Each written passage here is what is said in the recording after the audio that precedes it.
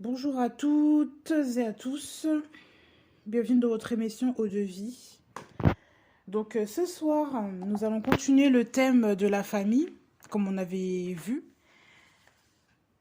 et on va aborder en fait la troisième séquence, la troisième vidéo, qui consiste à parler de la soumission de la femme envers son mari, donc dans son foyer.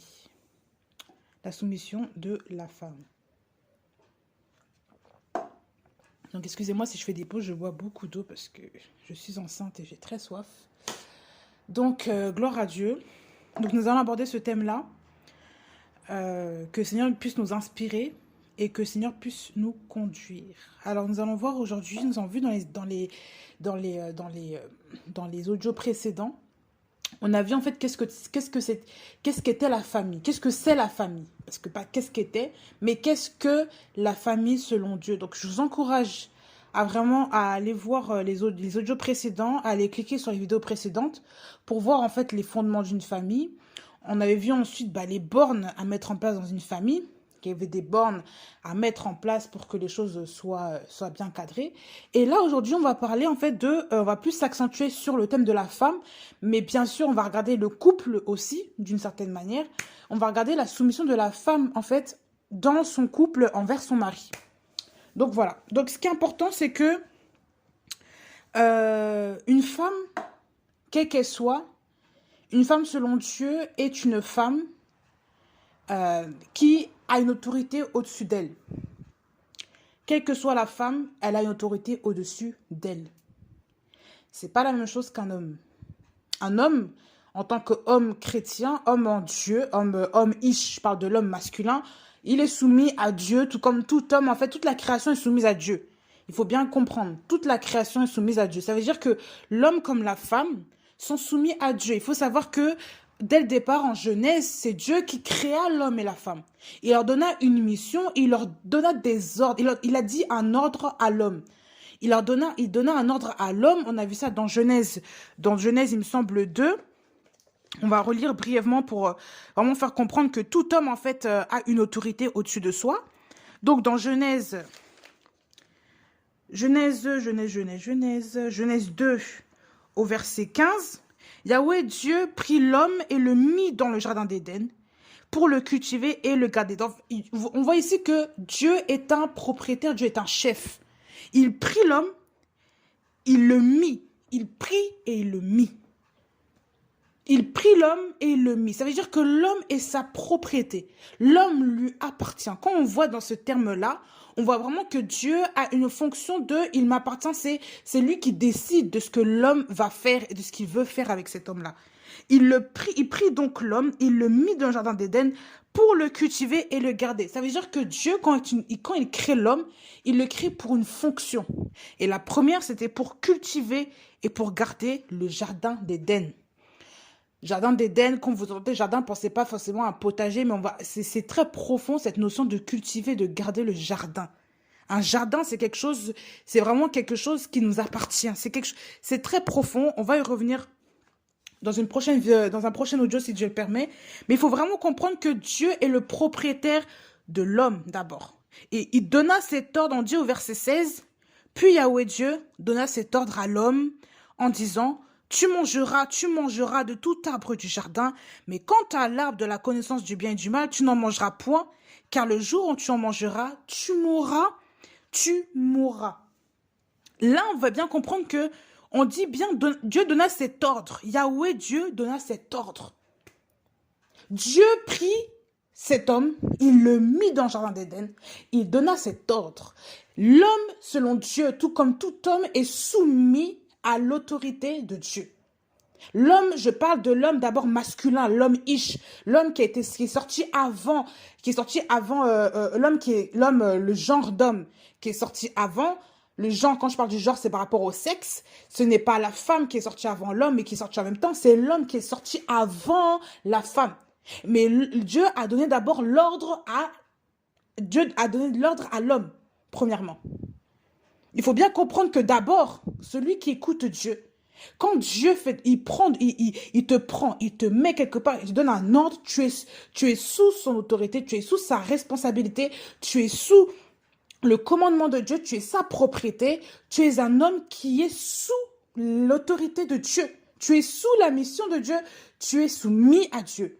Un homme qui connaît son identité, un homme qui connaît son créateur, il est soumis inévitablement à Dieu. Et ça, on le voit en Genèse. Ça veut dire que ce ne sont pas des versets qui sont apparus au moment des Corinthiens où Paul a commencé à expliquer les choses. Paul s'est inspiré de la Genèse des origines, de ce qui arrivait bien avant, de ce que Dieu a fait d'abord avec Adam.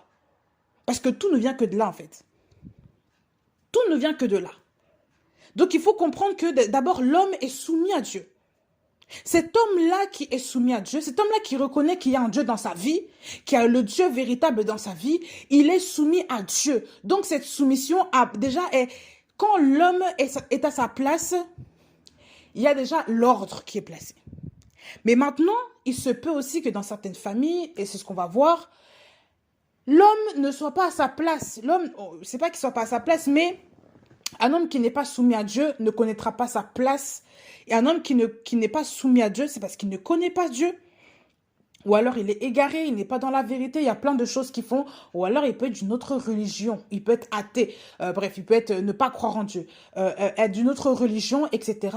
Qui n'est pas dans la vérité, dans ce que Dieu veut réellement. Il ne suit pas les Écritures. C'est un homme qui, malgré qu'il pense suivre Dieu, mais la soumission là, à Dieu, au Dieu véritable, il n'est pas dans la soumission.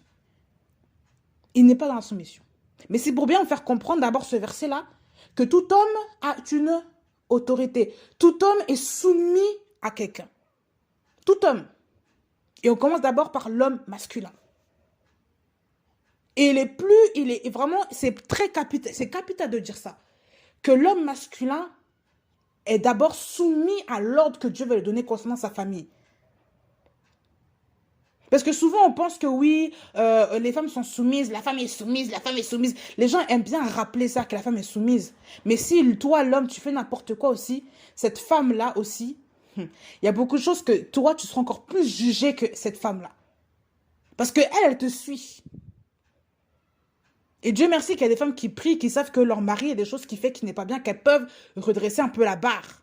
Mais dans certains cas, il y a des hommes aussi qui ne prennent pas leurs responsabilités parce qu'ils ne sont pas soumis à Dieu. Et ça, c'est encore plus fatal parce que Dieu t'a déjà instauré en tant que chef de famille d'office. Parce que tu es le genre masculin. Il y a un ordre comme ça sur terre. On ne peut pas changer les choses. On ne peut pas mettre une femme à la tête d'une famille. Non. C'est l'homme qui est à la tête d'une famille parce que l'homme est sorti avant et c'est à l'homme que Dieu a parlé d'abord. C'est pour ça qu'il y a des choses qu'on ne peut pas déranger. Il y a un ordre qu'on ne peut pas déranger. Ça ne veut pas dire que, par exemple, moi je prie, que mon mari ne prie pas, que je vais commencer à me lever, commencer à choisir tout dans la maison et mon mari, je vais l'évincer. Non. Il y a une sagesse à avoir, et ça on va le voir, il y a une sagesse nous-mêmes en tant que femmes à avoir, quand on sait même que le mari n'est pas chrétien, ou que voilà, il y a une sagesse à avoir pour que les choses se passent correctement. Il y a une manière de faire les choses. Ce n'est pas tout qu'on doit faire, nous en tant que femmes aussi, se lever pour commencer à vouloir tout arranger à notre sauce, et après on voit bien que parfois, ça c'est du désordre déjà, c'est du désordre. Mais on va revenir. Donc d'abord, en numéro 1, je vais passer d'abord à la soumission de la femme, mais il faut bien faire comprendre que les hommes aussi, vous avez une grande responsabilité concernant votre famille. Parce que c'est à vous d'abord que Dieu va parler concernant une maison. Les instructions, la direction, même si ce n'est pas vous qui avez la vision là. Mais la direction, c'est à vous, c'est vous qui donnez le ton. La voiture ne peut démarrer que si vous êtes au volant. Vous comprenez ça? Spirituellement, je parle pas de vision physique là. Parce qu'il y a des hommes, ils n'ont pas le permis, on ne va pas les condamner non plus. Mais je parle vraiment d'une vision spirituelle. Il faut un conducteur, il faut le dirigeant, il faut celui qui mène la barre. Et ça, c'est Dieu qui l'a établi d'abord. C'est pour ça qu'il faut aussi respecter les principes de Dieu. Dieu ne met pas un homme à la tête d'une famille s'il n'est pas capable. Dieu ne choisirait pas de mettre un homme à la tête d'une famille s'il sait que l'homme n'est pas capable de supporter cette position. Mais il y a des femmes qui veulent prendre le devant parce qu'elles se sentent trop spirituelles, elles savent qu'elles ont plus de caractère que le mari, elles savent qu'elles sont comme ça, et après on voit le dérèglement, on voit le désordre, on voit la catastrophe. Parce que Dieu n'a pas établi la femme au-dessus de l'homme, il n'a pas établi la femme dirigeante d'une famille, il n'a pas établi la femme dirigeante de je sais pas quoi. Non, il a établi l'homme d'abord. Le principe numéro 1, c'est l'homme d'abord. Et ça, respectez tout ça. Même vous, les femmes qui enseignez à l'assemblée, vous, les femmes qui prêchez dehors, qui prêchez à l'église, qui prêchez je ne sais où, qui êtes des mamans, des enseignantes, des oratrices de l'Éternel, n'oubliez jamais que même si votre mari est dans l'ombre, qu'il reste votre chef. Il y a beaucoup de femmes qui oublient ça. Beaucoup de femmes oublient que lorsqu'elles sont devant, mais elles ont aussi sous l'autorité de leur mari, elles sont sous l'autorité de Yahweh Dieu. Et même si le mari ne connaît pas Dieu comme toi tu connais Dieu, même si le mari n'est pas converti, même si le mari comment, même si le mari, tant que tu es dans ce mariage, tu dépendras toujours de ton mari. La femme ne dépend pas elle ne dépend pas de son pasteur d'abord. Elle ne dépend pas des autorités qui sont mises en place dans la ville. Elle ne dépend pas que de son employeur. Elle dépend avant tout de son mari parce qu'elle est attachée à lui jusqu'à la mort. Par les liens du mariage. Il y a beaucoup de femmes qui oublient ça. Beaucoup de femmes même se permettent, et ça je vais vraiment parler de ça parce que c'est quelque chose qui dérange aujourd'hui. Beaucoup de femmes se permettent de parler même au nom de leur mari. Mais attendez, qui êtes-vous ? Beaucoup de femmes se permettent de parler au nom de leur époux à d'autres personnes pour, soi-disant, couvrir l'époux. On va commencer à inventer des choses sur l'époux. On va commencer à dire que l'époux a dit ça alors que ce n'est pas vrai. Beaucoup de femmes vont se lever et vont commencer à faire les choses à la place de leur époux alors que l'époux n'a pas donné son accord. Beaucoup de femmes vont se lever, vont commencer à dire quelque chose aux enfants alors que l'époux lui-même, le mari, le chef n'a rien dit. Il n'a même pas mis en accord ces choses-là. Beaucoup de femmes vont se lever et vont commencer à parler devant le mari, devant les gens.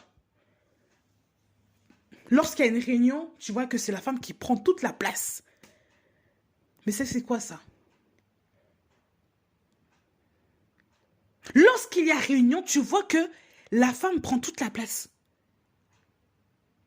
Ça, ce n'est pas biblique, ça.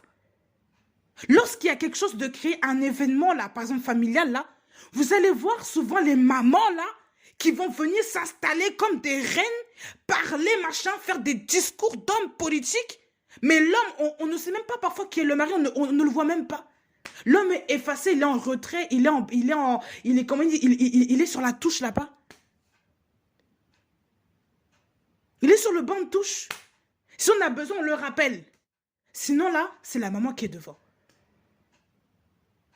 Dans les esprits impurs aussi là, franchement, je vous dis, dans les familles qui sont déréglées, on voit aussi ce genre de comportement, ce genre de mamans qui prennent l'ascendant sur toute la famille. Cette famille-là, cette tante-là, elle est, comment dire, c'est la chef de la famille. Cette personne-là, c'est la chef de la famille. Il y a des personnes qui sont chefs de famille. Et on voit que ce sont des femmes et elles décident de tout. Quand ça ne passe pas par elles, là, elles ne sont pas d'accord. Ça, c'est un esprit impur, c'est un esprit de contrôle. Et il y a beaucoup de femmes qui font ça. Que vous soyez chrétienne ou pas, il y a un ordre à respecter. Il y a un ordre à respecter. Il y a une sagesse aussi à avoir. Parce que ce n'est que l'Esprit de Dieu qui va te révéler que ton comportement n'est pas bien. Mais comme les femmes aussi se trouvent trop spirituelles, il y a beaucoup de femmes qui sont, ça y est, elles ont tous les dons, elles sont enseignantes. Donc on est trop spirituelles, donc on oublie aussi notre place. Et on passe à côté de la bénédiction de Dieu. Souvent la bénédiction ne vient pas dans votre vie. Pourquoi? Parce que vous n'êtes pas à votre place. Vous n'êtes pas à votre place.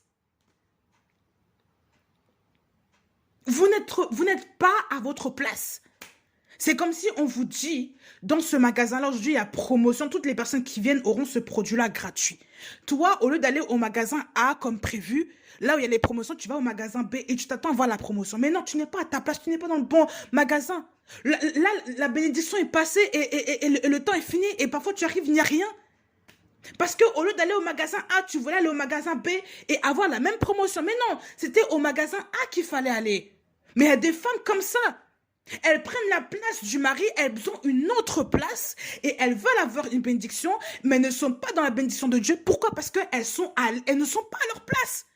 Voilà pourquoi souvent tu vois des femmes, dans leur vie, elles sont bloquées, inutilement. Elles sont bloquées. Que ce soit financièrement. Il y a des trucs qui ne vont pas. Quand elles ont des problèmes avec les gens, les choses n'avancent pas. Pourquoi? Parce que spirituellement, il n'y a pas d'autorité. Le chef là n'a pas sa place.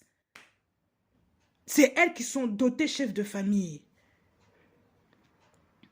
Et ça peut être dû à quoi?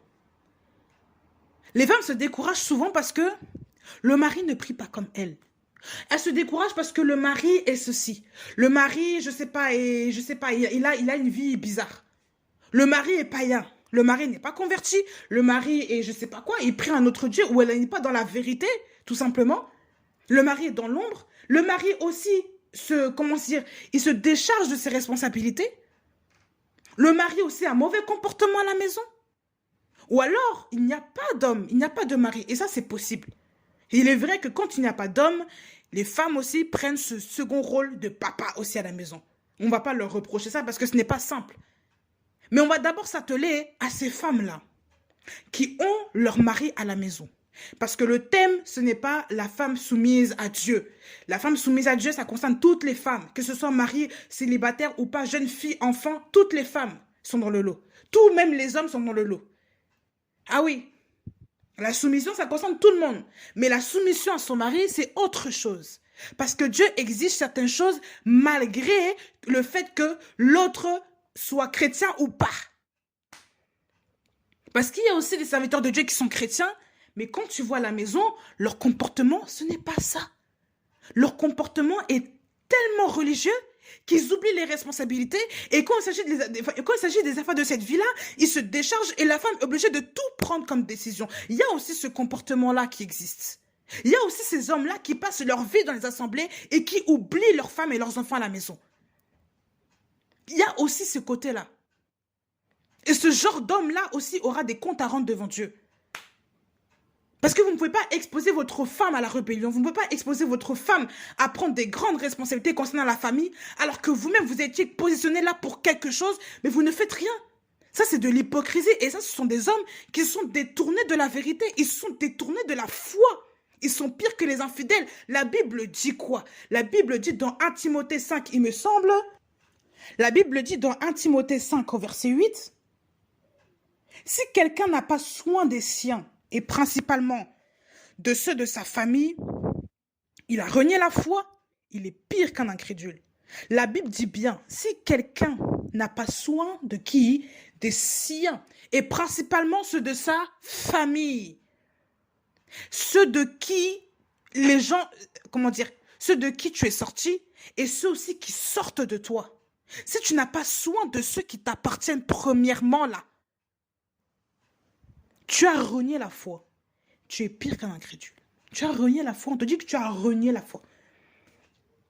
Tu as abandonné la foi.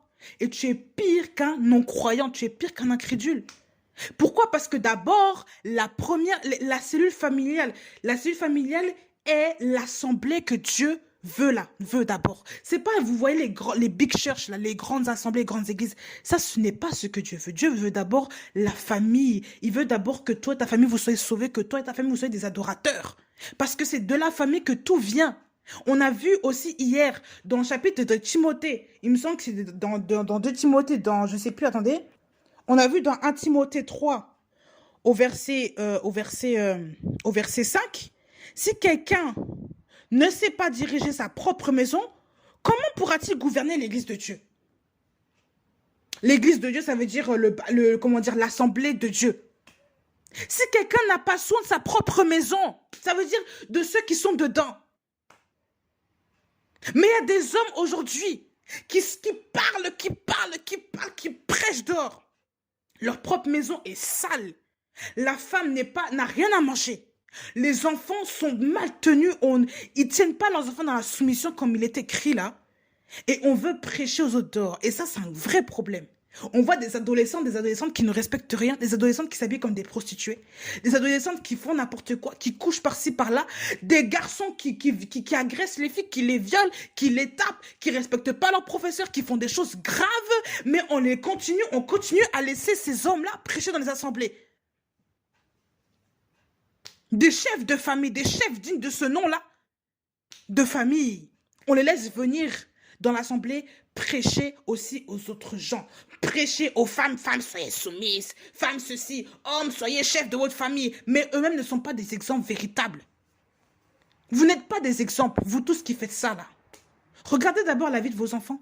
Regardez la vie de vos enfants. Comment est-ce que vos enfants se comportent? Est-ce que vous priez avec vos enfants? Est-ce que vous prenez le temps de vous asseoir avec vos enfants, leur enseigner la parole comme il est dit?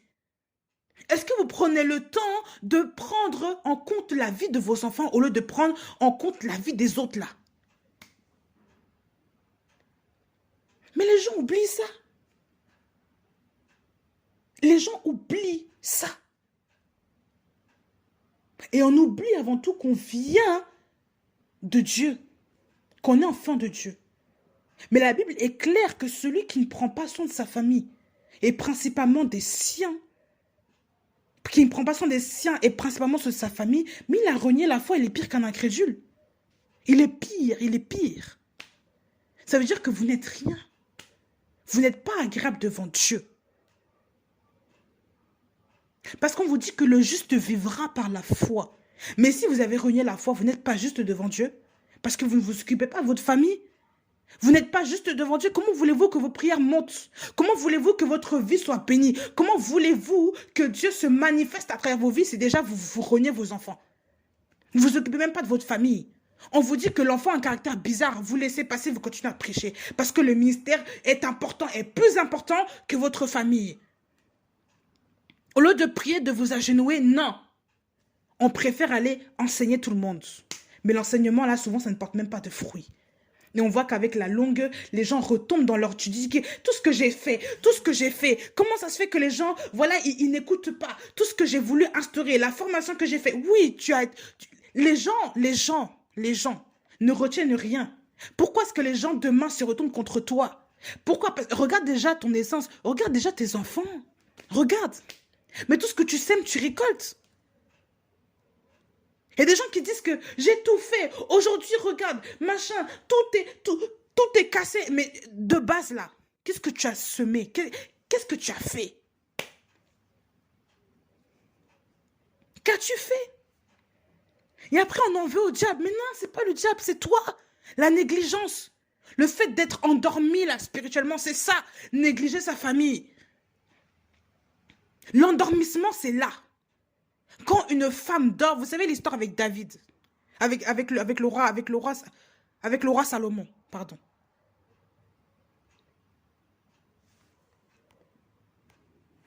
Lorsqu'on voit dans, c'est bien le roi Salomon, avec 1 roi 3, versets 16 à 28. En fait, je vous récapitule là, parce que l'histoire est assez longue, mais allez voir vraiment 1 roi 3, chapitre 3, versets 16 à 28. On parle de 2 femmes prostituées. Et en fait, ces 2 femmes prostituées-là ont eu 2 enfants. Mais il y en a une dans tout ça qui a gardé son enfant.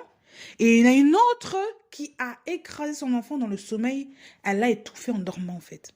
Et au réveil, quand elle a remarqué que l'enfant était mort, elle a échangé son enfant mort avec celui qui était encore en vie. Et elle a fait passer l'autre femme pour voilà. Parce que l'autre femme a dit que moi, non, mon enfant n'est pas mort en fait. Elle a échangé mon enfant. Elles sont débattues, elle a dit non, toi tu es venu, tu as échangé ton enfant avec le mien, voilà pourquoi l'enfant ne respire pas. Il y a beaucoup de choses comme ça. Et là qu'on voit vraiment la réalité de cette histoire-là, la femme là, Salomon, avec la sagesse que Dieu lui a donnée, il a dit, mais quand c'est comme ça, l'enfant qui est en vie, on va le couper en 2. On va le couper en 2. Comme ça, vous aurez chacune votre part.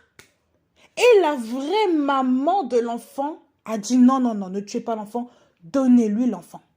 Alors que l'autre femme a dit, voilà, coupons l'enfant. Détruisons l'enfant, coupons l'enfant en deux. Coupons l'enfant, alors que la femme, on dit bien que, on dit, hein, le roi dit, partagez, au verset 25, partagez en deux l'enfant qui vit et donnez-en la moitié à l'une et à la moitié à l'autre. Alors la femme dont le fils était vivant, la vraie mère en fait, sentit ses entrailles s'émouvoir pour son fils et elle dit au roi, ah mon seigneur, donnez-lui l'enfant, l'enfant qui vit, ne le tuez pas, ne le tuez pas. Mais l'autre dit, il ne sera ni à moi, ni à toi qu'on le partage. Regardez le cœur là des mères endormies. Des mères qui n'ont pas... En fait, spirituellement, ce n'était pas une mère. Vous savez, il y a des mamans et des mamans. Il y a des mères et il y a des mères. Et là, la mère là, qui était restée éveillée malgré son sommeil, malgré qu'elle dormait, elle est restée éveillée. Parce qu'en fait, il faut savoir que les mamans, quand elles ont un enfant, une mère ne dormira plus jamais de la même manière que quand elle a un enfant. C'est pas possible. Parce que déjà, Dieu il met des choses dans la mère pour qu'elle soit toujours aux aguets pour l'enfant. Il met une vigilance pour l'enfant. La maman est très attentionnée. Mais une maman qui est malade psychologiquement, qui est malade dans sa tête, qui a des problèmes même spirituels, il y a des enfants même, c'est pour ça qu'on voit des enfants qui sont jetés dans des poubelles, des enfants qui ne sont pas aimés, des enfants qui ne sont pas désirés, des enfants qui sont congelés. On voit tellement de drames. Pourquoi? Parce que ces femmes-là, spirituellement, il y a un esprit impur qui s'est emparé de de cette maternité. Il s'est emparé de ce besoin maternel. Il s'est emparé de l'âme de la femme pour qu'elle ne puisse pas s'occuper de l'enfant. Il n'y a qu'un esprit impur qui fait ça. Parce que dans la nature, Dieu a mis même dans la nature, que ce soit au niveau des païens comme des chrétiens, il a fait en sorte pour que la maman s'occupe de son enfant, qu'elle soit toujours aux aguets, qu'elle soit ultra attentionnée envers son enfant. Dieu a fait ça pour toutes les femmes. Donc ça veut dire que ces exceptions-là ne sont pas normales. Et on voit ici, par le fait de la négligence de l'autre, en disant, il ne sera ni à moi ni à toi qu'on le partage, on voit vraiment que ce n'était pas son enfant.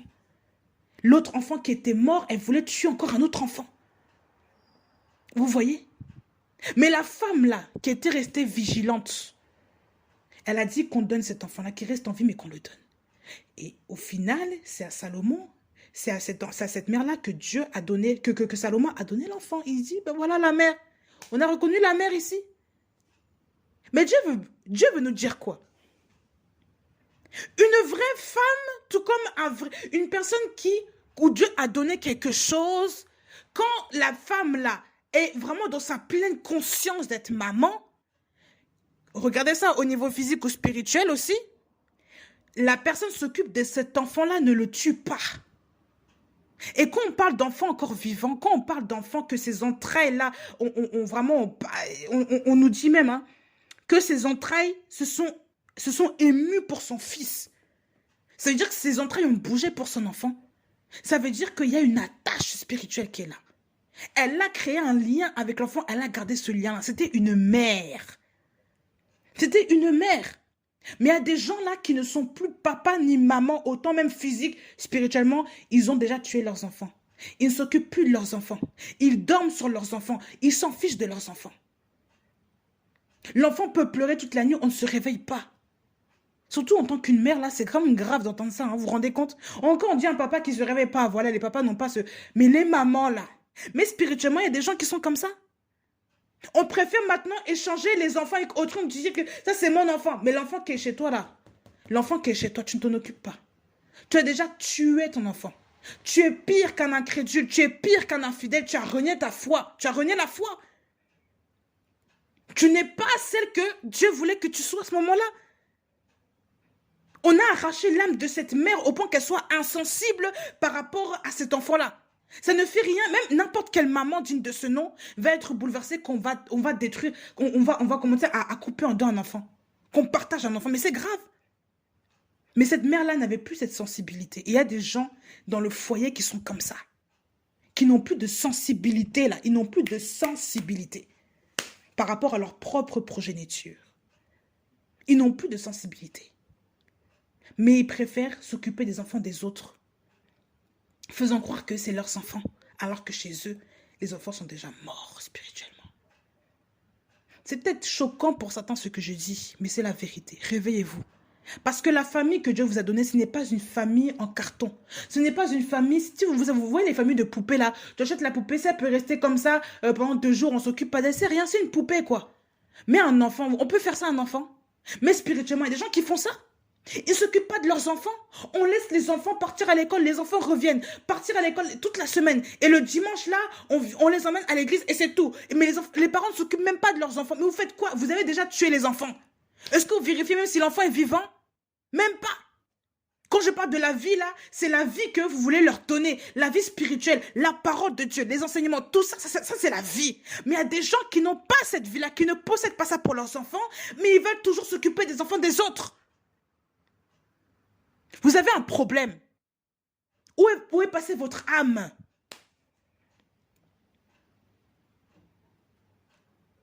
Il faut rétablir l'ordre dans les familles. L'ordre, ce n'est pas de s'occuper d'abord des autres. C'est d'abord des siens. Des siens. C'est très important. Revenons au sujet de base. Ça, c'était une grande parenthèse que j'ai ouverte. Revenons au sujet de base. La femme soumise à son mari est une femme qui doit être sous l'autorité aussi de son mari. On va prendre un passage dans Éphésiens, car Dieu nous le permet. Éphésiens chapitre 5.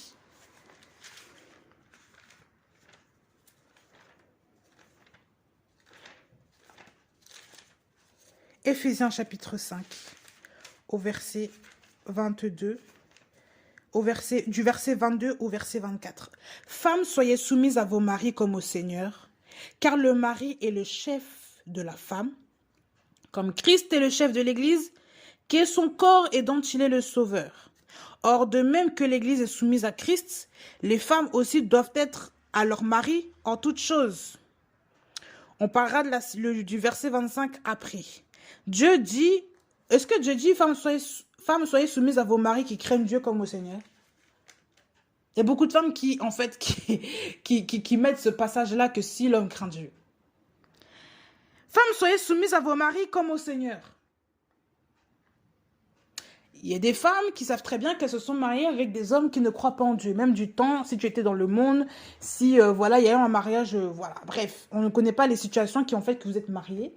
Mais en tout cas, ce qui est sûr, c'est qu'aujourd'hui, tu es avec un homme qui n'est pas chrétien, qui est un homme qui n'est pas converti, un homme qui ne connaît pas Dieu, un homme qui est athée, un homme qui peut-être s'en fiche de Dieu, qui quand il entend parler de Dieu, il pète un plomb. Mais la Bible dit clairement que tu dois être une femme soumise à ton mari comme au Seigneur. En fait, Dieu ici met un parallèle entre le fait, entre lui et le mari. Dieu se met en parallèle entre lui et le mari. C'est comme si un employé, quelqu'un vous dit, moi je suis général, tu dois te soumettre à moi tout comme tu te soumets à l'autre adjudant qui est là-bas. Moi je suis général, tu dois te soumettre à moi tout comme à l'autre. Ça veut dire c'est la même position. De même que la même soumission que tu lui donnes là, à cet homme-là, l'adjudant, tu dois donner aussi ça au général. La même chose. Vous comprenez ça? Ça veut dire qu'il n'y a pas de différence. On vous dit comme au Seigneur. Car le mari est le chef de la femme, comme Christ est le chef de l'Église, qui est son corps et dont il est le sauveur. On vous dit que le mari est le chef de la femme, comme Christ est le chef de l'Église. On fait encore ce parallèle-là. La Bible dit bien que le mari est chef de la femme, comme Christ l'est aussi de son Église. Dieu fait aussi le parallèle entre Christ et l'homme, Ish, le mari. Et je parle bien du mari, je ne parle pas de n'importe quel homme, attention. Je parle du mari. La Bible ne dit pas « femme, soyez soumise à tout homme ». Femme, soyez soumise à l'homme. On te dit « femme, soyez soumise à vos maris ». Femme, sois soumise à ton mari. Ce n'est pas à plusieurs hommes, à ton mari. Parce que souvent, il y a des hommes qui abusent de cela. Quand ils veulent donner... en fait, souvent, on voit ça souvent à l'église. Il y en a qui se permettent de commencer à balancer n'importe... À commencer à dire aux femmes, toi, tu ne parles pas... Commencer à donner des ordres aux femmes. Mais est-ce que c'est ta femme même? Est-ce que c'est ta femme? Parfois, il y a des hommes qui volent l'autorité des maris dans les églises, je vous le dis. Et ça, on voit aussi même des pasteurs qui font ça. Des pasteurs qui font ça. Des pasteurs qui vont arriver, qui vont commencer à vouloir prendre l'ascendant sur toutes les femmes de l'assemblée, commencer à leur donner des ordres. Oui, vous venez à telle heure, venez faire ça. Oui, toi, tu ne parles pas comme ça. Mais est-ce que le pasteur est le mari de cette femme-là? Attention, mais il y a aussi des limites à avoir. Ça aussi, on va en parler. Là, je reste vraiment sur le sujet, mais vraiment, lisons la Bible correctement. La femme doit être soumise à son mari, pas à tout homme, son mari. Donc, si ce n'est pas bon ce que ton pasteur fait là, si tu n'as pas l'accord de ton mari là, tu ne le fais pas. Il y a des femmes, même le mari ne veut pas trop que, par exemple, il y a des femmes, sous prétexte qu'elles sont à l'assemblée, ben en fait, il faut toujours aller à l'assemblée voir le pasteur. Mais le mari, il dit, mais non, moi, j'aime pas que tu ailles trop voir ton pasteur, tu restes un peu à la maison là. Et la femme n'écoute pas, non, ça c'est l'œuvre de Dieu, je dois y aller. Mais cet homme-là, le pasteur-là, c'est un homme? Est-ce que c'est une femme? Déjà, de un, ce n'est pas une femme, Dieu merci, mais de deux, c'est un homme. C'est un homme. Il y a des femmes qui ne comprennent pas ça, qui mettent leur couple en péril à cause de ça. La personne que tu vas voir, le pasteur que tu vas voir tout le temps, c'est un homme. La personne avec qui tu passes trop de temps, c'est un homme. Est-ce que vous vous rendez compte de ça, que c'est grave? Vous partagez comment dire, vous livrez, déjà spirituellement, vous vous livrez comme ça. À un homme, voilà, à un homme, même si c'est un homme de Dieu, c'est un homme. Vous parlez comme ça librement, vous passez des heures avec un homme alors que vous avez un mari à la maison. Est-ce que vous pensez que c'est normal? Dérèglement, encore une fois, ça c'est du dérèglement et attention à ça. Comment voulez-vous que votre homme vous respecte? Comment voulez-vous que votre homme vous respecte? Et il y a beaucoup d'hommes qui ne disent rien parce qu'ils se disent, c'est l'affaire de l'église là, on ne dit pas. Mais il y a des hommes qui bouent au fond d'eux, qui n'aiment pas ça. Parce que leur femme est à eux, tout comme ils sont à leur femme. Si c'était l'inverse, là, que l'homme va toujours voir une prophétesse, là, vous allez aimer ça? Mais ce n'est pas bon, il faut préserver le couple, il faut l'exclusivité. Même à chaque fois que le pasteur appelle, vous êtes là au téléphone tout le temps, vous restez des heures avec des hommes au téléphone, ce n'est pas de Dieu. Arrêtez ça. Il faut mettre des limites aux relations. Il faut se respecter, il faut respecter l'homme de cette maison aussi. Et quand même, moi je dirais même, il faut mettre les fixes, il faut remettre les fixes à la maison. Il ne faut pas enlever cette histoire de fixe là. Il faut remettre le téléphone fixe à la maison. Quand la personne veut le numéro de téléphone, tu donnes le numéro de la maison. Comme ça, le mari peut décrocher, il sait qu'il y a un mari qui est au téléphone. Oui, je veux parler à ta femme. Il met en haut-parleur, la femme parle, vous discutez et vous raccrochez. Mais ce n'est pas sur ton téléphone, même portable, que tu vas commencer à appeler les gens. Mais c'est quoi ça? C'est quoi ce désordre-là qu'on met même dans les familles? Et vous amenez le soupçon, vous amenez des esprits de je ne sais quoi. Pourquoi? Parce qu'il y a des incompréhensions et des non-dits. Les femmes même cachent qu'elles ont appelé leur pasteur au mari. Vous faites quoi là? Dans le noir, qu'est-ce que vous faites là? Ça, c'est déjà aussi de la tromperie, je vous le dis. Bien sûr que vous n'avez pas fait quoi d'impudique, hein. Mais le fait que même que tu ne montres pas même tes contacts à ton mari, est-ce que ça c'est logique? Ça veut dire qu'il n'a pas la lumière sur ta vie. Tu caches des choses. Quand tout ce qui est caché n'est pas de Dieu. Surtout dans le couple, là, c'est ça, ce n'est pas de Dieu. On vous dit que quand Adam et Ève étaient l'un en face de l'autre, ils étaient nus, ils n'en avaient point honte. Quand ils étaient nus, ça veut dire qu'ils n'avaient pas de choses pour les couvrir. La couverture qui arrivait, la première couverture là dans la parole, quand ils se couverent avec des feuilles de figuier, ça représentait aussi le péché. Quand tu commences à te couvrir, tu te caches. Tu n'es pas à l'aise. Est-ce que toi, tu peux te cacher devant ton mari quand tu es nu? Si tu te caches là, c'est-à-dire qu'il y a un truc qui ne va pas, tu n'as pas confiance. Tu sais pas, tu n'es pas à l'aise avec l'autre. Tu ne veux pas te cacher devant ton mari. C'est ton mari, celui qui t'a aimé là. C'est ton mari, celui qui t'a engrossé, c'est ton mari. Mais pourquoi vous faites des trucs comme ça là? Il faut voir aussi spirituellement pourquoi vous cachez vos vies comme ça à vos maris, vos femmes. Dans les deux sens, hein, mais surtout là, vos maris. Les femmes aiment faire ça. Contacter toujours le pasteur, appeler l'homme de Dieu, faire ceci. Mais la personne que tu contactes là, ça se trouve, c'est un homme marié. Et ça se trouve aussi que non, ce n'est pas ça. Et tu peux créer même tu peux même... Non, c'est franchement, honnêtement. Femmes, respectez-vous, soyez soumises réellement. Là, la soumission, c'est là aussi. C'est ça aussi. C'est comme si toi, tu es dans une entreprise, ton patron est là, la personne qui dirige l'entreprise est là, le concurrent arrive. Tu vas commencer toujours à lui dire, oui, voilà les choses qu'on a faites. Tu vas commencer à parler à un autre patron normal comme ça. Tu vas parler à un autre dirigeant comme ça.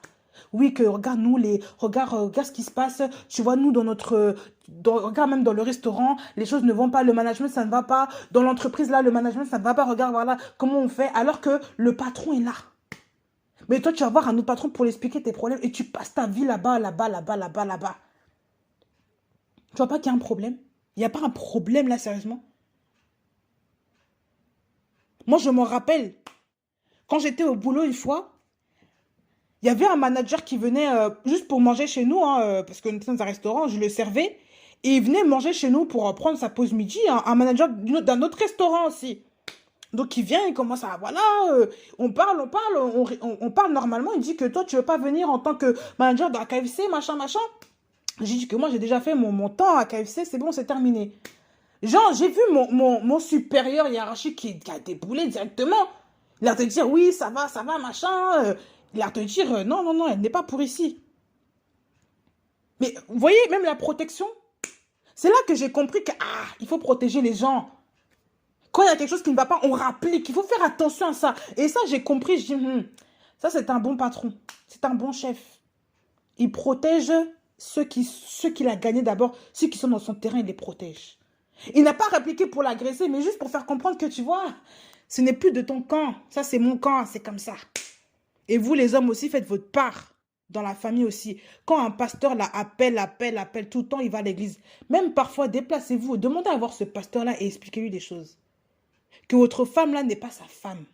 Parce que souvent, les femmes deviennent femmes des autres pasteurs. Déjà, une femme, comment ça se fait? Il y a beaucoup d'histoires comme ça. Je vais commencer à détailler là. Anniversaire de pasteur. Les femmes se lèvent, vont chez le pasteur, commencer à faire anniversaire. On fait les beignets, on fait le gâteau, on fait ça, on fait ça, on fait ça, on fait ça. Pour le pasteur, les femmes commencent à préparer les habits du pasteur. On commence à préparer la Bible du pasteur. On fait des chants pour le pasteur. On s'habille même bien le dimanche pour le pasteur. Seigneur Jésus. On fait à manger pour le pasteur. Ça veut dire que le pasteur a une place incroyable. Le pasteur est le centre de l'attention des femmes, souvent à l'église. Parce que le pasteur donne des prophéties, il donne des révélations, il dit ça, ça, ça, et les femmes pleurent, elles bougent dans tous les sens. Et comme le pasteur est gentil avec eux, il leur donne des prophéties, et comme le mari à la maison, parfois c'est pas ça, eh bien on va aller courir dans les bras d'un pasteur. Parce que le pasteur est l'homme qui donne, qui prend soin de nous. Donc on passe des, Seigneur, pasteur, prie pour moi, prie pour ceci, prie pour ma jambe, prie pour mon enfant, prie pour ça. Mon mari là, tu vois, on rabaisse même le mari dans les oreilles du pasteur. Le pasteur, affaire de pasteur, les femmes, vous toutes qui courez derrière le pasteur là, vous n'êtes pas soumises à Dieu. Je vous le dis, vous n'êtes pas soumises. Vous pouvez prier comment. Mais quand l'ordre n'est pas établi dans une famille, Dieu n'est pas dans le désordre. Dieu n'est pas dans ce désordre-là. Le pasteur n'est pas votre mari. Restez à votre place. Restez à votre place. Est-ce que même vous pouvez faire même un dimanche sans aller à l'église? Et des femmes qui courent tous les dimanches, tu les vois le matin se préparer comme si le pasteur était Dieu. Il faut que les gens la voient, il faut que le pasteur la voie, il faut que le pasteur la remarque à travers la prière, à travers le beignet qu'elle a fait. Mais qui êtes-vous? Ça, c'est quoi ça? Vous compromettez dans votre couple n'est pas béni à cause de ça. Il y a même des maris qui ne se convertissent même pas parce qu'il y a des hommes qui prennent la place de leur mari aussi. Ces pasteurs-là qui prennent la place, ça on dit quoi? Le pasteur est la femme de et le mari de sa femme. Normalement, il est censé avoir qu'une femme. Il n'est pas censé avoir plein de femmes comme ça à ses pieds. Ça, ce n'est pas de Dieu, ça. Ce n'est pas de Dieu. On vous dit on vous dit ici que le mari est le chef de la femme comme Christ est le chef de l'église. Et le chef de l'église, ça veut dire que Christ est l'époux de l'église. Il n'est pas l'époux de plusieurs, je ne sais pas. Il est l'époux de l'Église. L'Église, c'est toi, c'est moi. Spirituellement, c'est nous qui sommes constitués du corps de Christ là. C'est lui. C'est elle, l'Église. Mais vous faites n'importe quoi là, courir derrière des pasteurs là. Vous vous appelez papa, machin. Ça, c'est du n'importe quoi. Et vous ne connaissez même pas le cœur de ces hommes. Voilà pourquoi souvent, on voit que dans votre vie de couple, rien ne va. Il y a des femmes dans leur vie de couple, il y a l'adultère qui vient. Il y a ceci qui vient. Manque de respect. La famille est en désordre. Il n'y en a même pas de respect. Pourquoi? Parce que la femme n'est pas soumise à son mari. Comment voulez-vous que Dieu intervienne dans une situation où l'homme de Dieu, là, le pasteur se disant, a pris la place du chef? Non. Vous faites n'importe quoi. Je vous dis, vous faites n'importe quoi. Vous êtes dans le désordre. Vous êtes dans le désordre. Vous êtes dans le désordre. Sortez de là, vous êtes dans le désordre. Vous toutes qui faites ça là, vous êtes dans le désordre. Dieu n'a pas mis un pasteur pour que vous deveniez l'esclave, je ne sais pas quoi, celle qui parle le plus au pasteur. Alors que même sa femme parfois n'a même pas le temps de parler à son mari. Vous prenez toute la place de la femme au téléphone là. Vous pensez que c'est normal? Arrêtez-moi ça. Arrêtez les téléphones. Posez les téléphones sur la table le soir. Vous parlez avec votre mari. Vous causez avec lui. Mais c'est quoi ça? Où vit-on? Que Dieu nous aide. Je vous le dis, que Dieu nous aide. De même que l'Église est soumise à Christ, les femmes aussi doivent l'être aussi à leur mari en toutes choses. En toutes choses. Quand on dit toutes choses, ce n'est pas le péché. Quand on dit soumise, ça veut dire, quand on parle de soumission, ce n'est pas bêtise, ce n'est pas esclavage. On n'a pas dit que tu dois te taire et que tu dois faire tout ce que le mari te demande. On n'a pas dit que tu dois faire l'esclave de ton mari, non. On a dit être soumise. La soumission est un principe qui vient de Dieu. La soumission, ça veut dire le respect à l'autorité d'abord que Dieu a institué. Ça, c'est des principes divins. Ça veut dire qu'on parle en toute chose. C'est si le mari a des choses qu'il ne veut pas, c'est des choses qu'il n'aime pas, il faut respecter ça. La soumission à l'autorité, c'est par exemple, quand vous êtes dans une entreprise, je parle dans l'entreprise pour que ce soit plus concret pour certaines. Dans une entreprise, vous avez un chef, vous avez un règlement d'intérieur, vous avez une convention qui marque des règles, vous avez un règlement intérieur qui permet que les gens puissent respecter l'endroit où vous êtes, l'entreprise. Si vous ne respectez pas cette convention-là, ben en fait, vous n'êtes pas soumise à l'autorité. Vous n'êtes pas soumise. Comment voulez-vous qu'il y ait du respect si vous n'êtes pas soumis à l'autorité? Comment voulez-vous que votre chef ne vous reprenne pas si vous n'êtes pas soumis à l'autorité de votre chef? Votre chef vous dit qu'on ne fume pas dans les locaux. Enfin, fumez, vous ne fumez pas dans les locaux. Mais il vous dit que, par exemple, les grossièretés, pas dans les locaux. Vous dites des grossièretés. Vous gueulez dans les locaux. On vous dit que vous ne devez pas arriver en retard. Vous êtes les premiers à arriver en retard. On vous dit que vous ne devez pas faire ça, ça, ça. Vous le faites. Vous ne respectez pas les conventions intérieures. Moi, j'ai repris comme ça une jeune fille comme ça. En tant que manager, je l'ai reprise. J'ai dit, écoute, dans ton règlement, dans ton contrat, c'est marqué qu'il ne faut pas de bijoux, pas de tresses, pas de cheveux détachés. Quand vous faites la nourriture, là, surtout dans un restaurant, on ne peut pas faire ça. Vous êtes là, vous mettez des bagues, là. Ça veut dire quoi? Et regarde bien la convention. Je n'ai pas parlé de mon autorité. J'ai parlé de ce qui était marqué dans le règlement. Dans les règlements. Et je l'ai reprise comme ça. Il faut reprendre les gens selon les institutions qui ont été mises en place. Et la Bible est une institution qui a été mise par Dieu. Donc cette soumission-là fait partie de ça. Quand Dieu parle de soumission-là, il ne parle pas de bêtises. Il parle de soumission à son autorité, à ses principes. Tant que les règles qui sont mises en place par le mari n'est pas un péché, il faut se soumettre à ce qu'il veut. Ah oui. En toute chose, on vous dit. On ne vous dit pas partiellement. On dit en toute chose. La soumission n'est pas la bêtise. La soumission, c'est le respect. Quand il dit quelque chose, il faut le faire. Et quand on parle de soumission, attention, on va parler de ça. Ce n'est pas forcément faire. Pour dire, bah, je l'ai fait, bah, maintenant tu me laisses tranquille. La soumission, c'est aussi dans le caractère, dans l'attitude, dans le comportement, dans la manière de parler. Ça, c'est la soumission aussi. Est-ce que vous parlez à votre employeur n'importe comment? Non. Est-ce que même quand vous adressez, quand vous n'êtes pas content contre Dieu, là, vous criez sur Dieu? Non. Il y a des gens que vous ne criez pas dessus, qui sont dans la loi physique, parce que vous savez que il se peut qu'on vous renvoie si vous faites des choses comme ça, vous parlez mal à votre employeur. Mais votre mari, là, c'est comment devant Dieu? Parce que lui, là, la Bible fait bien la comparative entre lui et Dieu. Ça veut dire que dans cette maison-là, celui-là, il est comme la place de Dieu dans la maison. Il n'est peut-être pas, mais il a ce même poste-là aussi. Mais quand vous manquez de respect à l'homme, quand vous criez sur le mari, vous pétez un plomb, vous murmurez contre lui, vous l'insultez là, vous le regardez mal, vous chipez le mari là.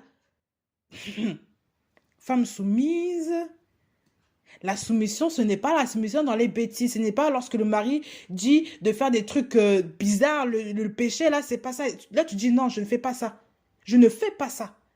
Mais quand il te demande de juste de rester à la maison, rester avec lui, parce qu'il a besoin de toi, parce que machin, parce qu'il veut passer du temps avec toi, toi tu ne veux pas, tu vas toujours prier, ou tu trouves un prétexte, ou alors tu ne veux pas faire manger parce que lui, tu n'aimes pas faire le plat qu'il aime.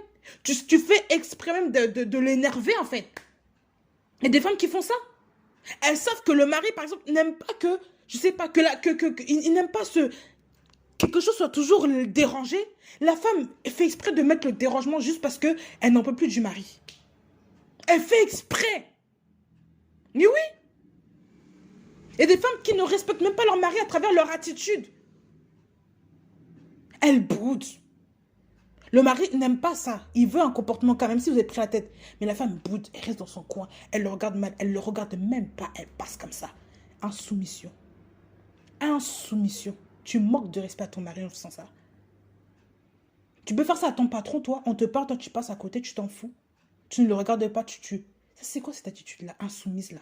Il faut beaucoup de respect en fait. Il faut remettre le respect à la barre. Je vous dis, il faut beaucoup de respect quand vous vous adressez à votre mari. Beaucoup. Votre mari n'est pas un chiffon, ce n'est pas du n'importe quoi. Dieu l'a établi dans cette famille-là pour mettre des principes en valeur. Il n'y a qu'avec votre respect qu'il va retrouver sa place aussi de chef. Il n'y a qu'avec votre respect. Ce n'est pas n'importe comment qu'on va voir ça. Mais il y a des femmes qui oublient ça. Je vous le dis. Il y a un verset qui dit... il y a un verset qui parle du comportement de la femme. Et la Bible dit bien que c'est grâce au comportement de la femme c'est grâce au comportement de la femme que l'homme va revenir à Christ. Il faut que je cherche ça. Je vous le dis. Mais il faut vraiment faire attention à ça en fait. Il ne faut pas commencer à mal parler à votre mari sous prétexte que l'homme n'est pas converti, qu'il fait n'importe quoi, je ne sais pas, à la maison, il a un comportement. Mais non, mais votre comportement, en fait, il dit quoi? Juste par votre comportement, vous pouvez gagner votre mari. Par votre attitude, vous pouvez gagner votre mari. Par le comportement de la femme peut regagner son mari et peut l'emmener à Christ. Mais par sa soumission, en fait. Il y a des femmes, parce qu'on les a contrariées, ça y est, la colère se vient, la colère. Elles sont en colère. Ça, ce n'est pas de Dieu. Je vous dis, ce n'est pas biblique. Faites attention à ces choses que vous faites là, que vous mettez dans votre maison. Sachant qu'en plus, si vous êtes des enfants, c'est pire. Les enfants vous voient, ils vous imitent. Et ils vous disent, attends, c'est elle qui va à l'église là, mais son Dieu là, c'est un Dieu qui boude. Son Dieu là, c'est un Dieu qui parle mal. Son Dieu, c'est un Dieu qui s'énerve après papa. Ouh. Mais c'est là qu'on voit que c'est la religion. Quand vous allez à l'église là, vous faites les femmes qui chantent, les femmes qui pleurent, qui secouent dans tous les sens là. Devant le pasteur, vous êtes là, amen, bonjour à tout le monde, vous êtes là, vous marchez même tout doucement pour faire comprendre que vous êtes là, il y a la soumission sur vous, il n'y a pas la soumission. La maison, quand on voit la maison là, il faut voir le comportement de certaines. Certaines sont même des Jézabel, je dis bien, certaines ont des comportements jézabéliques à la maison. Elles n'écoutent rien, elles font ce qu'elles veulent, elles parlent mal au mari, elles reprennent le mari devant les enfants, elles gueulent sur le mari. Quand elles parlent en son autorité, Seigneur, il ne faut pas faire ça. Quand vous parlez à votre mari, comment vous adressez-vous? Il faut s'adresser avec douceur. La Bible parle dans 1 Corinthiens, il faut relire les chapitres des Corinthiens. 1 Corinthiens 13, la Bible parle de l'amour, de la douceur, de tout ça là. Quand vous adressez avec votre mari, comment êtes-vous? Même pas les mots doux. Non, il y a des femmes qui sont dures. Il y a des femmes qui exigent même qu'on se taise quand elles parlent. Mais c'est quelle attitude ça? Elles exigent que le mari se taise. Elles crient sur le mari. Elles s'emportent avec le mari. Elles pètent un plomb sur le mari. Comment voulez-vous que des familles soient bénies? Comment voulez-vous, vous qui priez, la femme qui pleurait, que vos familles soient bénies si déjà vous êtes l'élément perturbateur de cette famille-là? Vous ne respectez pas votre mari et vous voulez que vos enfants soient bénis. Sauf que la bénédiction est ascendante. Elle est descendante, pardon. La bénédiction vient du père, coule sur la mère, vient sur les enfants. Mais oui. Mais juste à cause de vous, vous n'avez pas permis que le Saint-Esprit puisse venir dans votre famille, qu'il puisse faire le travail, parce que vous-même, vous êtes celle qui mettez le désordre. Mais oui, vous allez dire, non, c'est le mari, il n'écoute pas, voilà pourquoi on s'emporte. Mais toi qui as le Saint-Esprit, là. Donc lui, là, qui est juste charnel, qui n'est pas spirituel, qui ne connaît pas Dieu, toi, tu n'es pas au-dessus de ça. Tu ne peux pas maîtriser tu ne peux pas te maîtriser, parce que je sais très bien que ce n'est pas lui qui agit, mais c'est une attitude, c'est un mauvais caractère, c'est un esprit impur qui agit derrière. Vous êtes là en train de céder devant les ruses de l'ennemi en tant qu'enfant de Dieu. Vous êtes encore là en train de vous chamailler avec les païens. Et en plus, c'est votre mari. Vous ne pouvez même pas dire que j'ai la compassion, je vais prier pour lui. Non, il y a des femmes qui pètent un plomb devant le mari. Je ne dis pas qu'il ne faut rien dire au mari. Je ne dis pas qu'il ne faut pas raisonner l'homme parfois quand il faut. Mais il y a une attitude à avoir, il y a un comportement à avoir. Et avec beaucoup d'amour. Beaucoup, beaucoup, beaucoup d'amour. Beaucoup d'amour. Il faut affronter les gens. Mais Dieu ne vous demande pas d'être en guerre avec les gens, de manquer de respect aux gens. Il dit qu'il faut reprendre les gens en douceur. Et que la douceur soit connue de tous. Que votre douceur soit connue de tous. Il y a des femmes qui ne sont pas douces avec les gens quand elles reprennent les gens. Mais on sent plus l'épée que la correction en fait. Ça fait mal. Même quand vous reprenez votre enfant là. Comment vous reprenez votre enfant? Vous êtes dur. Il y a des mères qui sont dures avec les enfants. Quand elles reprennent l'enfant, l'enfant a peur de revenir vers la maman. Il a peur parce qu'il sait que quand il fait une bêtise, là, la maman peut réagir de manière grave. Elle exagère. Ah oui. Mais il y a des femmes aussi qui reprennent vivement leur mari. Elles reprennent leur mari devant les gens. Elles rabaissent le mari. Elles se moquent du mari devant les gens. Et parfois, si le mari n'a pas beaucoup de caractère, il ne va rien dire. Mais vous savez ce que vous faites là spirituellement? Vous savez quels dégâts vous mettez? Après, vous étonnez que le mari, que la bénédiction dans la famille ne vient même pas, que le mari ne se convertit pas. Pourquoi? Parce que vous-même, regardez le comportement, les railleries, les moqueries. Et ça, même dans des petites choses. Il faut faire attention. Il faut respecter les hommes. Il faut vraiment respecter ça. Il faut vraiment respecter ça. Je sais que le passage d'Éphésiens vous fait du mal à certaines là, mais il faut respecter ça. Il faut respecter.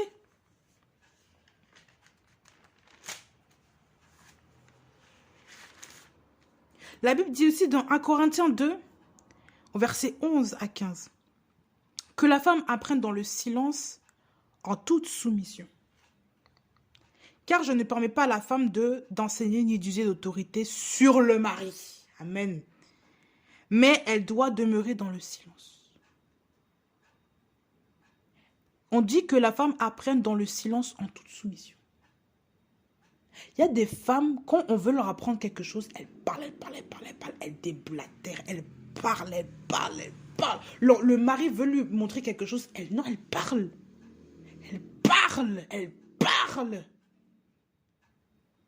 Mais la Bible dit que la femme apprenne dans le silence, en toute soumission. Toute soumission. En toute soumission. Il a dit, je ne permets pas à la femme d'enseigner ni d'user d'autorité sur le mari. Il ne permet pas à la femme de faire quoi? D'enseigner ni d'user d'autorité sur le mari. Parce que l'enseignement implique aussi un rapport d'autorité. Voilà pourquoi la Bible dit que les femmes doivent gagner leur mari par leur comportement. Et non pas par la parole, par les versets bibliques. Parce que l'enseignant est comme un père sur la personne qui l'enseigne.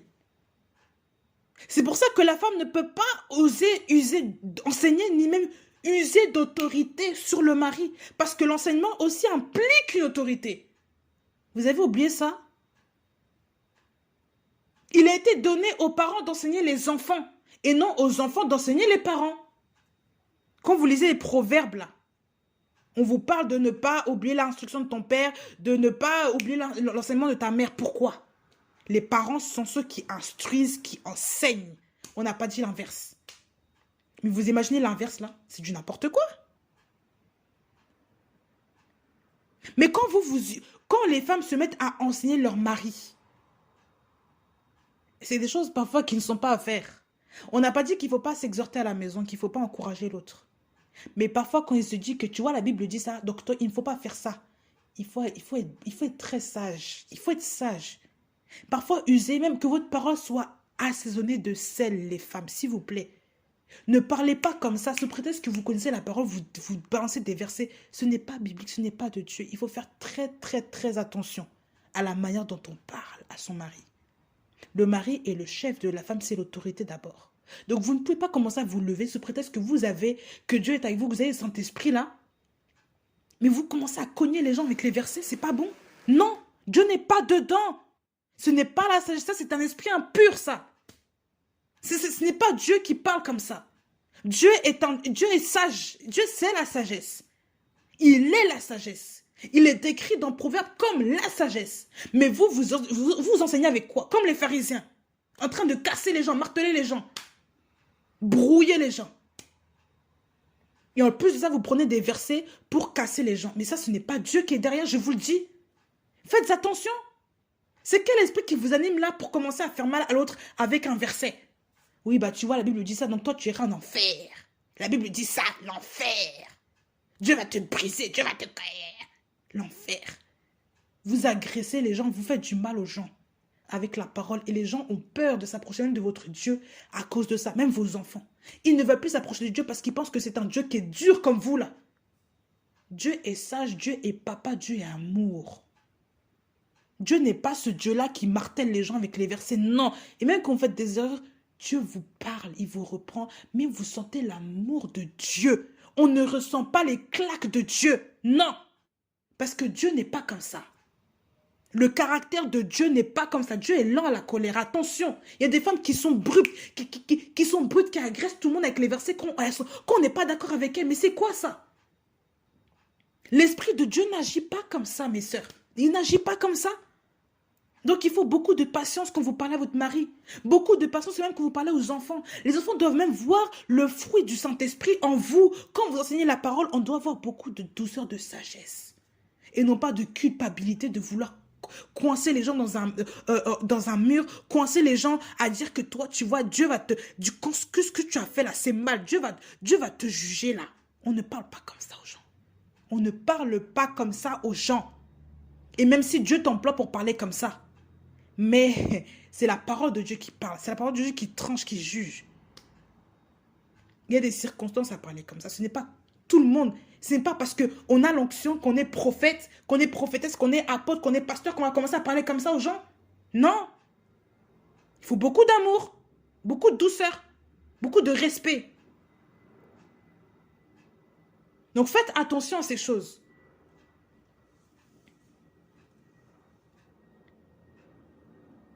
Donc, la femme doit demeurer dans le silence. Car Adam a été formé le premier, Ève ensuite. On l'a vu dans Genèse 2. Et ce n'est pas Adam qui a été séduit, mais la femme ayant été séduite à cause de la transgression. Elle sera néanmoins sauvée en mettant des enfants au monde, pourvu qu'elle persévère dans la foi, dans la charité et dans la sanctification avec modestie. On parle ici avec exemple du comportement de la femme. On vous dit que la femme, elle sera sauvée en mettant des enfants au monde. Parce qu'elle va prendre le dessus, elle va protéger ses enfants, elle va faire le rôle d'enseignant, tout ça. Elle va protéger les enfants que Dieu lui a donnés. Elle va enseigner ses enfants. Elle sera une mère comme pour ses enfants.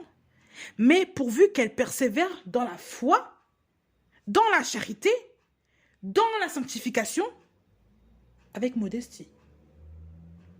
Ça veut dire qu'il faut persévérer dans ces choses-là. Et la modestie, c'est même par rapport au comportement que la femme doit avoir. On ne se comporte pas comme on veut avec son mari. On ne se comporte pas avec de n'importe quelle manière avec son mari. Il y a des principes à respecter. Il y a un comportement à garder. Et je vous le dis, mes sœurs, si vous voulez être respecté de votre mari, si vous voulez que votre mari vienne au Seigneur, si vous voulez que l'ordre se rétablisse, c'est pas votre soumission, parce que Dieu va voir que vous priez dans le silence et vous êtes une femme qui suivait les principes de Dieu. On va voir dans une seconde partie que la soumission aussi, ça dépend de plusieurs critères par rapport à votre couple. Ça, c'était la soumission. Maintenant, on est passé la soumission maintenant dans la parole de Dieu, ce que Dieu veut. Mais dans une autre prochaine vidéo, on va voir que la soumission, ce n'est pas que ce que j'ai dit. Il y a aussi d'autres critères à inclure dans le couple.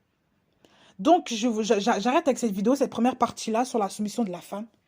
Je sais que beaucoup de femmes là ne vont pas être d'accord, mais il faut entendre ces choses-là parce que la parole libère, la vérité libère. La vérité nous affranchit et il faut entendre la vérité pour commencer à être bénis dans nos familles et nous-mêmes que nous puissions être des exemples demain pour nos familles, pour les sœurs, que nous puissions aussi enseigner la même chose aussi à d'autres.